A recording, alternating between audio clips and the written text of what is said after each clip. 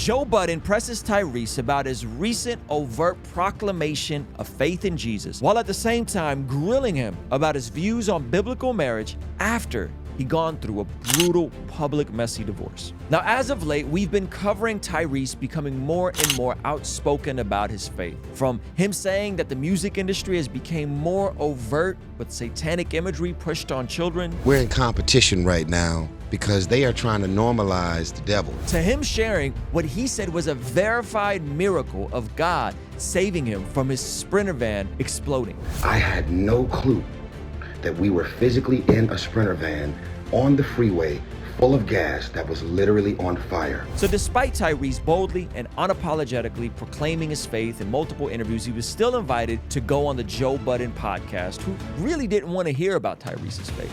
But nevertheless, the conversation went just there, with specifically Tyrese making some of the most shocking statements yet on God's intended design for marriage, different boundaries people should have, while all along acknowledging that he's fell short in different areas. Well, okay, so if you guys don't know who Joe Budden is, one of the biggest hip-hop media outlets, and if you guys don't know who Tyrese is, man, R&B legend turned actor, probably most known for his action roles in Fast and Furious. The interview starts off with Joe Budden kind of poking and pressing him. Congratulations, I'm so proud of my brother. So Tyrese comes in, great energy, proud to be here, proud of my brother, great vibes, right? And then listen to how Joe turns the conversation. Hey, y'all, thank y'all for holding my brother together For sure. Now, are you coming in with all this extra gospel godly shit you had on the Breakfast Club using all this gospel godly-ish that you had on the Breakfast Club? your real spiritual bag on the You're Breakfast not Club? gonna make me feel bad about Jesus. We're not doing that, Joe. He basically checks him out the rip and says, you're not going to make me feel bad about representing Jesus. The way that Tyrese has been framed in the media because of some of his past dealings, and he ends up opening up and basically saying, like, he doesn't do drugs, he doesn't smoke weed, he doesn't drink alcohol. However, he was put on these psych meds to try and level him out, and those had a really bad take on him, and that's where he had like the public situation where he was crying on camera, and he said like the Smiths gave him money or something like that. This is a couple years back. So he's been framed as if he's like Kanye. Like, that's how a lot of these conversations are, is that he's arrogant or he's right. But this entire conversation, he seems stoic. He seems very in his right frame of mind. And he consistently goes back to God and Jesus and his faith. Right now, amongst a bunch of other stuff that I don't co-sign, this by far to me was arguably one of the most profound parts of this conversation. Okay. So they bring up his divorce and the aspects of his, and divorce is messy. When you hear the horror stories from the Red Pill, like Tyrese is living this right now with a woman who he thought was one way and thought was modest and thought wasn't into materialism, and now she wants $20,000 for child support, even though she makes $150,000 a year. Like, he definitely is going through what you would imagine to be the horror stories you hear from the Fresh and Fits and all that kind of stuff. But his response to it is absolutely different than anything you've ever heard from Up divorce. here, we have a lot of conversations about the incentives for wealthy people to get married. What are the worst parts of the divorce? How Joe is going to frame this is women having, like, how is this framed? Women have an incentive to leave because of marriage and all this kind of stuff, right? Tyrese flips this question and drives it to scripture, which is brilliant. I don't really want to talk about the worst parts of the divorce. I want to try and answer the incentive to be married, because I think I'm really more so heavy towards that than just dealing with the Financial the repercussions. divorce is f***ed up. But the divorce, the stories that we see from men about divorce, Yes. as well as the divorce rate, is what's deterring people from marriage. Marriage is down. Supposedly divorce is up, which, by the way, since the marriage rate went down, not as many people are getting divorced. And the divorce never reached 50%. There's a book about this called The Good News About Marriage, that was a rate that was predicted after no-fault divorce laws passed. The divorce rate is around 35 to 40%, which is still too high. So what is Joe getting at? Why would you still get married being as wealthy as you are? Why would you still get married? And so Tyrese is going to give a very, very amazing answer. He who finds a wife finds a good thing and favor from the Lord. You don't even understand the concept of that until you get married. Like, You don't even understand the concept of that until you get married. okay, wait, well, I had a career. I was blessed. I think it's going. The level of favor is when you can't even put words to what you're witnessing God do. But isn't God doing that with love? God is doing it with love because you're in love. But see, God doesn't even recognize relationships until you're married. Okay. Go ahead and cook, Tyrese. Because when you get married, as Rev Run would say, it says you may now kiss the bride. This is where I get because you weren't supposed to be kissing doing nothing prior to. We're supposed to live together. We're supposed to do nothing. So here we got Tyrese, okay? We got Tyrese on the Joe Budden podcast telling Joe Budden and said crew, you're not supposed to be kissing. You're not supposed to be effing. You're not supposed to be living together.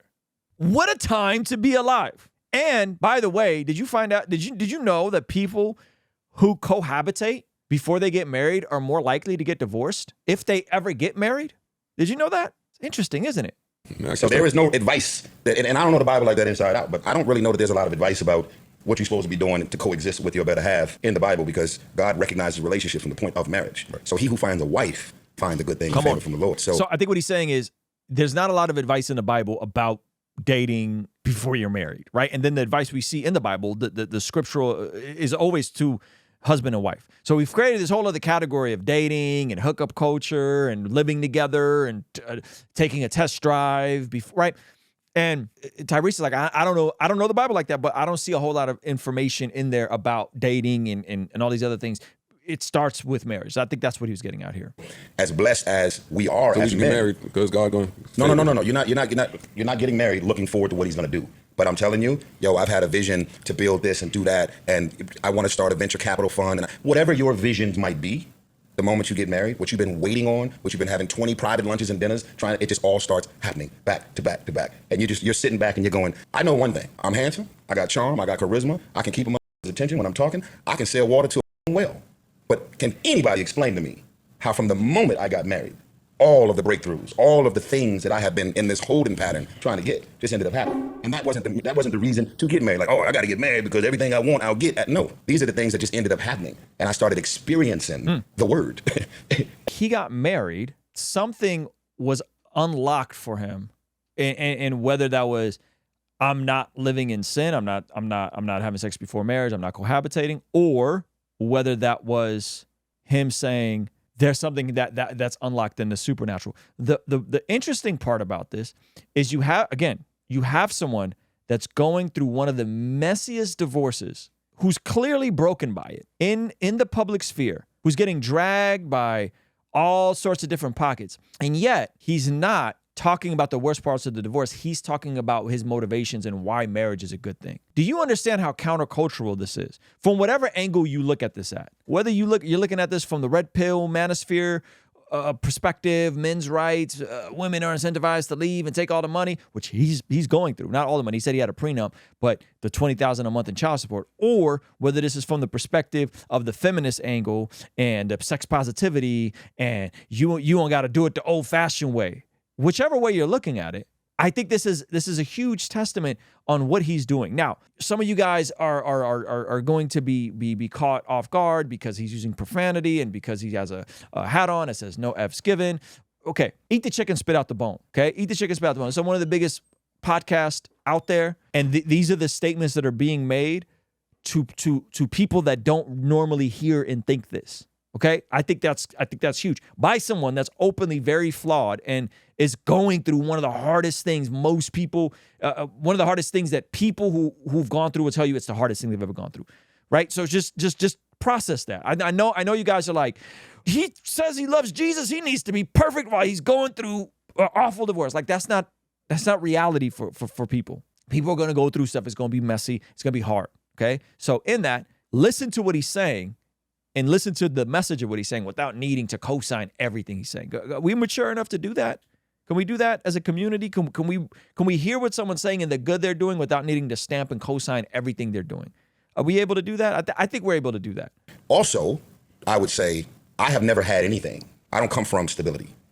Mother, father, family. So when I got married, it was my first time ever feeling like I actually have something. Okay.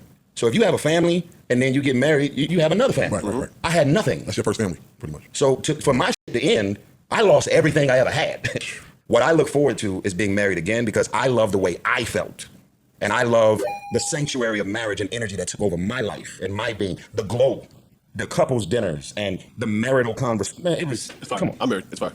It's different. It is. It's different. How long were you with your wife before you guys got married? He's looking forward to being married again, despite going through it and despite falling on a really hard situation. He's looking forward to going through it again. That's interesting because he could be jaded about this. He could be angry about this. he could be really, really, really dismissive about this. He can go full on red pill or black pill about this and never want to get married again.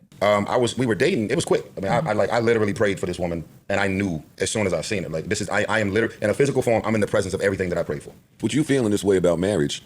Was there more to be done when things started to get tumultuous? No, because I did everything that I could possibly do to save my marriage. Because I left a movie set and almost got sued for $400,000 because I could not miss that last flight when things got to that level. I was like, this movie, sue me, rearrange the schedule. I gotta go. This is the last flight leaving Jersey. I'm on my way to Atlanta. I'm okay. So you did physical action, but did you guys end up doing any level of couples therapy? Listen to this. So the long story is he was working a lot, and it sounds like he just came back and his house was she just kind of bounced and left. She asks him, this is Melissa Ford, she asked him a very specific question. Were you doing any kind of therapy? And listen to his response. Try to repair. Melissa, we had premarital counseling. We had counseling throughout. And I'm here to sit here and say, irregardless of, we're in a world right now where if a man expresses thoughts and feelings, he's misogynistic, he's disrespectful, there's 2, there's 3 sides, shut the fuck up. I'm telling y'all, I put my soul into that. Never cheated. Anyway, big shout out to Tyrese, the Joe Budden podcast, for hosting this conversation. Props to him for not allowing this to make him bitter about marriage in the future. Props to him for fighting for his marriage, for doing everything he can. He says he went through therapy. He goes on to say that when you're growing up in a home without examples of godly marriage, without examples of mother, father, husband, wife together in the home, without these examples, it is difficult to know how to family. It is difficult to know how to be married. And this is the part where in my life, we did premarital counseling. We did, we read a bunch of books. We did all that because we came from very broken families. Even now, we're the glue that kind of brings all of our family together, right? And this is what I've learned. And I think I would say Tyrese should probably co-sign this.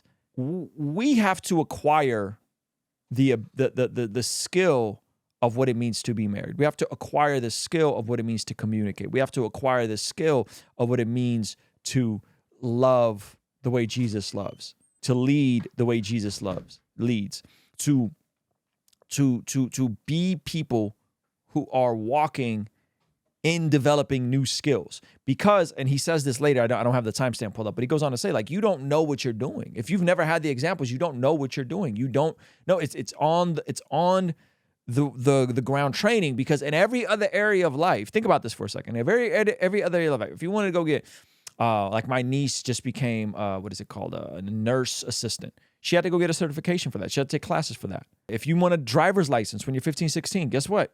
You got to go take a written test, go take a behind the wheel test. We have a Second Amendment to bear arms, but in California, you got to go take a test, and it's a 10-day cool-off period. In every area of anything else that requires you to do anything, there's a process you have to go through to get said benefit. But when it comes to marriage and kids, you are expected to just figure it out. The two things that are the most important, who you marry and who you have offspring with, society tells you you're just going to figure it out naturally. You're just going to figure it out. And I'm telling you guys, that's not how it works.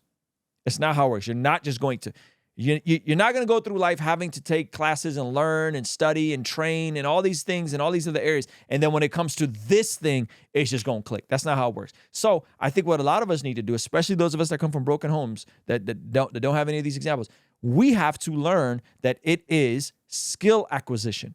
Just like everything else you care about, it is skill acquisition. It is a skill to communicate. It is a skill to learn how to fight without personally attacking each other. It is a skill, now we're going to get a little X-rated, to create a rhythm in your sex life. It is a skill.